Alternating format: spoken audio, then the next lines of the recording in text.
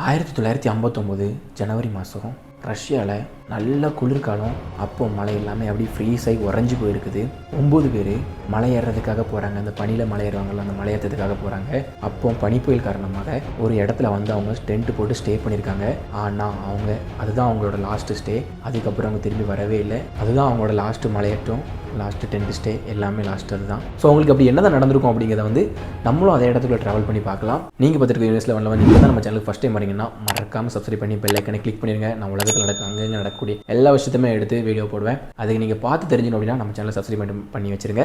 அப்படி பக்கத்தில் இருக்க பெல் ஐக்கனை கிளிக் பண்ணிடுங்க. 1959 ஜனவரி மாதம் எப்படி ஒரு குளிராக இருக்கும். அந்த டைமில் மழை எல்லாமே அப்படி உறைஞ்சிருக்கு. அந்த உறைஞ்ச மலையில் ஒரு 10 பேர் அவங்களோட சாதனையை பண்ணதுக்காக மலையேறதுக்காக போகிறாங்க. ஆல்ரெடி இவங்க எல்லாருமே வெல் ட்ரெயினான பீப்புள் தான். இவங்களோட டார்கெட் தான் என்ன அப்படின்னு கேட்டிங்கன்னா டைட்லவ் பாஸ் அப்படிங்கிற ஒரு மலை, அதுவும் பனியில் மூடி இருக்க அந்த மலையை வந்து இவங்க வந்து கடந்து போகிறதா இவங்களோட டார்கெட்டு. ஸோ இதுக்காக 10 பேர் வந்து கிளம்புறாங்க ஜனவரி மாதம். ஸோ இவங்க கிளம்பி போயிட்டு இருக்கும்போது இவங்க பயணத்தை தொடர்ந்து போயிட்டே இருக்காங்க. போயிட்டு இருக்கும்போது அந்த 10 பேரில் ஒருத்தருக்கு உடம்பு சரியில்லாமல் போயிருது. அவரால் வந்து அந்த பயணத்தில் வந்து என்னால் கண்டினியூ பண்ண முடியாது, இதுக்கப்புறம் என்னோட உடல்நிலை ரொம்ப மோசமாக இருக்குது அப்படிங்கிற மாதிரி அவர் வந்து சொல்லிட்டு ஸோ அங்கேருந்து அவர் வந்து கிளம்பி வீட்டுக்கு வந்துடுறாரு.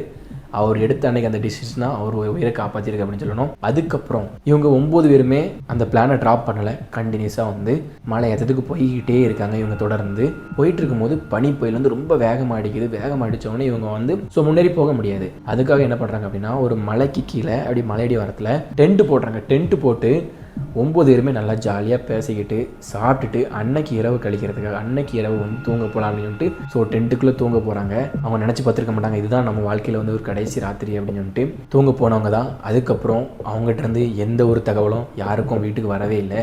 நாட்கள் போகுது. ஒருவேளை அந்த பனி புயல்னால ஒருவேளை அவங்க பயணம் வந்து டிலே ஆகிருக்கலாம், ஸோ அதனால வந்து வராமல் இருக்கலாம் அப்படிங்கிற மாதிரி, எந்த தகவலும் கிடைக்காம இருக்கலாம் அப்படிங்கிற மாதிரி எல்லாருமே வந்து யோசிச்சுட்டு இருக்காங்க. ஆனால் நாள் போய்கிட்டே தான் இருக்குது. யாருக்கிட்ட இருந்து எந்த தகவலும் வரல. அப்புறம் மீட்பு குழுக்கு வந்து தகவல் கொடுத்துருக்காங்க. தகவல் கொடுத்து மீட்பு குழு வந்து பார்க்குறாங்க. பார்த்த உடனே அவங்களும் உடனே கண்டுபிடிக்கல. அவங்களும் ரொம்ப நாள் தேடி கஷ்டப்பட்டு கண்டுபிடிக்கிறாங்க. அப்படி என்னத்தை கண்டுபிடிச்சாங்க அப்படின்னா ஃபர்ஸ்ட் வந்து அவங்க போட்டிருந்த டென்ட்டை தான் கண்டுபிடிக்கிறாங்க. அந்த டென்ட்டை பார்த்தோன்னே அவங்களுக்கு ஒரு ஆச்சரியம். டென்ட்டை வந்து உள்பக்கம் வந்து கத்தியை வச்சு கிழிச்சிருக்காங்க.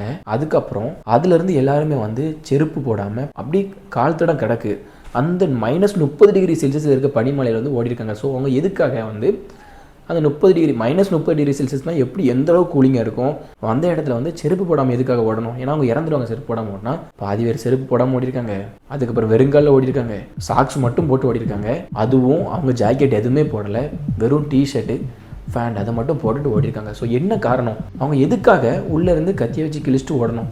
அப்படி அவங்களை யார் தான் துரத்திருப்பா அப்படின்னு மீட்பு குழுக்கு வந்து 1000 யோசனை ஓடிக்கிட்டே இருக்குள்ள மனசுக்குள்ளே. ஆனால் இருந்தாலும் நம்ம அவங்களை கண்டுபிடிக்கணும் அப்படின்னு சொல்லிட்டு அவங்க இன்னுமே கொஞ்சம் முன்னாடி போய் தேடுறாங்க. அந்த கால் தடத்தை வந்து ஃபாலோ பண்ணிகிட்டே போகிறாங்க. போய் பார்த்தா 1.5 கிலோமீட்டர் தூரத்தில் ஒரு மரம் இருக்குது. இந்த மரத்துக்கு கீழே 2 பேரோட பணங்கள் இருக்குது. 2 பேர் இறந்து கிடக்குறாங்க. ஸோ அவங்க வந்து அவ்வளோ தூரம் ஓடி போய் அந்த மரத்துக்கு கீழே வந்து நெருப்பு மூட்டை ட்ரை பண்ணியிருக்காங்க. அந்த குச்சி உடச்சி வச்சு தான் இருக்குது. ஸோ எல்லாம் ட்ரை பண்ணியிருக்காங்க. அவங்களால நெருப்பு மூட்ட முடியல. அங்கே இருக்க குளிர் தாங்க முடியாமல் அவங்க இறந்து போயிட்டாங்க. அதில் ஒருத்தர் பார்த்தீங்கன்னா மேலே வந்து ஏறி பார்த்துருக்காரு, கூடாரத்தை நோக்கி பார்த்துருக்காரு. இதுக்காக வந்து அந்த கூடாரத்தில் வெளியே வந்தாங்க. என்ன நடந்துச்சு அப்படிங்கிறது அவங்களுக்கு இன்னுமே குழப்பமாக இருக்குது. ஸோ அதுக்கப்புறம் 2 உடலை கண்டுபிடிச்சிட்டாங்க. இன்னொரு 3 உடல் பார்த்தீங்கன்னா அதே மாதிரி தான் கூடாரத்துக்கு கொஞ்சம் தள்ளி கூடாரத்தை நோக்கி வரும்போதே வந்து பார்த்தீங்கன்னா இறந்துருக்காங்க. அந்த கூடாரத்துக்கு எப்படியா நம்ம வந்துடலாம் அப்படின்னு சொல்லிட்டு உயிரை காப்பாற்றிடலாம் அப்படின்னு சொல்லிட்டு 3 பேர் வந்து ரொம்ப போராடி வந்திருக்காங்க. ஆனாலும் அந்த 3 பேர் வந்து இறந்துட்டாங்க. அந்த குளிர் தாக்கத்தில் வந்து இறந்துட்டாங்க. ஏன்னா -30 டிகிரி செல்சியஸ் எந்த அளவுக்கு இருக்குன்னு பாருங்க. அப்படி ஃப்ரீஸ் ஆகி ஆல்ரெடி ஃப்ரீஸ் ஆகி தான் இருக்குது எல்லாமே. அப்போ எந்த ஒரு பாதுகாப்பு இல்லாமல் போனால் அப்போ எப்படி இருக்குன்னு யோசிச்சு பாருங்க. ஃப்ரீஸ் ஆகிட்டு இறந்துட்டாங்க. ஸோ 5 பேரோட உடல் வந்து கண்டுபிடிச்சிட்டாங்க. மீதி இருக்கு 4 பேரோட உடலை வந்து கண்டுபிடிக்க முடியல. அவங்களும் தேடி பார்த்துருக்காங்க, கிடைக்கவே இல்லை. அப்படியே விட்டுட்டாங்க. கொஞ்ச நாள் கழிச்சு பனிமலை எல்லாமே உருக ஆரம்பிச்சதுக்கு அப்புறம் மீதி இருக்க 4 பாடியையும் கண்டுபிடிச்சிருக்காங்க. கண்டுபிடிச்சதுக்கு அப்புறம் அவங்களோட போஸ்ட் மார்ட்டம்ல என்ன தெரிஞ்சிருக்கு அப்படின்னா ஒருத்தவங்களோட எலும்பு எல்லாமே நொறுங்கி போயிருந்திருக்கு. மண்டையில இருக்க மண்டையோட எல்லாமே வந்து அப்படி அதுவும் நொறுங்கி போயிருக்கு. ஒரு பொண்ணோட நாக்கு வந்து அறுத்திருக்காங்க. ஸோ இது எல்லாமே எப்படி நடக்கும், எதனால இது நடந்திருக்கும் அப்படிங்க வந்து எல்லாருக்குமே ஒரு சந்தேகம் தான். இன்னவரை அதை யாருமே கண்டுபிடிக்க முடியல. இதுக்கு வந்து பார்த்தீங்கன்னா விஞ்ஞானிகள் வந்து என்ன சொல்றாங்க அப்படின்னா ஒருவேளை வந்து பனிச்சரிவு ஏற்பட்டிருக்கலாம். அதனால வந்து அவங்க அவசரமாக கத்தியை வச்சு கிழிச்சிட்டு வெளியே ஓடி இருக்கலாம் உயிர் பிழைக்கிறதுக்காக.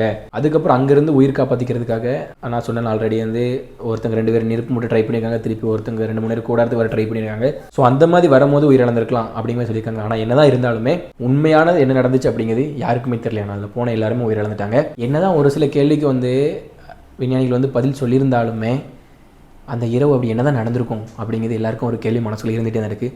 ஸோ உங்களுக்கு என்ன தோணுது அப்படிங்கிறத மறக்காமல் நம்ம கமெண்ட் பாக்ஸில் போட்டுருங்க. மீண்டும் அடுத்தடுத்து சந்திக்கிறேன். பாய்.